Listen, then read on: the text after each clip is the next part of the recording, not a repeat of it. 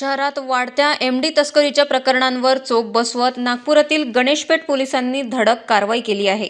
28 जानेवारी रोजी मिळालेल्या गुप्त माहितीच्या आधारे पोलीस पथकाने एमडी तस्करी करणाऱ्या आरोपींना हत्यारासह ताब्यात घेतले. आरोपींकडून एमडी, मोबाईल आणि इतर संबंधित साहित्य जप्त करण्यात आले आहे. आरोपीविरुद्ध त्वरित गुन्हा नोंदवण्यात आला असून पुढील तपास पोलीस करत आहेत. सहाय्यक पोलीस आयुक्त अनिता मोरे यांनी सांगितले की ही कारवाई शहरातील तस्करीवर नियंत्रण ठेवण्यासाठी अत्यंत महत्त्वाची ठरली आहे. नेशन सिटी न्यूजसाठी विशाल बांबडवार यांची रिपोर्ट. सूचनेनुसार आमच्या NDPS म्हणजे अँटी नार्कोटिक ड्रगच्या अनुषंगाने सतत कारवाया करण्यासाठी आम्ही DBच्या स्टाफला मॉनिटर करत असतो आणि त्याप्रमाणे जे DBचे आमचे PSI नाचण आहे गणेशपेठचे, त्यांना परवा सायंकाळी इन्फॉर्मेशन मिळाली होती की आज ड्रगच्या अनुषंगाने व्यक्ती येणार आहेत आणि त्याप्रमाणे त्यांनी मध्यरात्री त्या ठिकाणी सापळा लावलेला होता.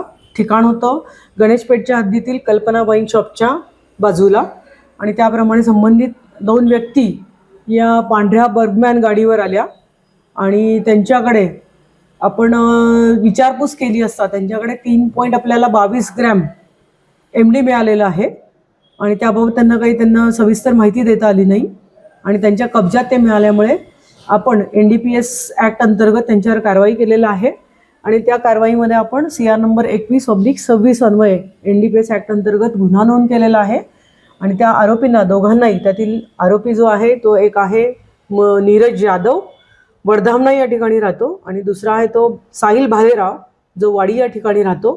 ते दोघंजण या ठिकाणी आलेले होते आणि त्यांच्या कब्जात MD मिळाल्यामुळे आपण त्यांना या गुन्ह्यामध्ये अटक केलेली आहे आणि त्या अनुषंगाने यांनी कोणाकडनं आणलेलं आहे आणि कोणासाठी ते नेत होते या संदर्भाने आरोपींचा आणखीन एक शोध चालू आहे आणि उद्यापर्यंत त्यांची आम्ही पोलीस कस्टडी घेतलेली आहे. तपास चालू आहे.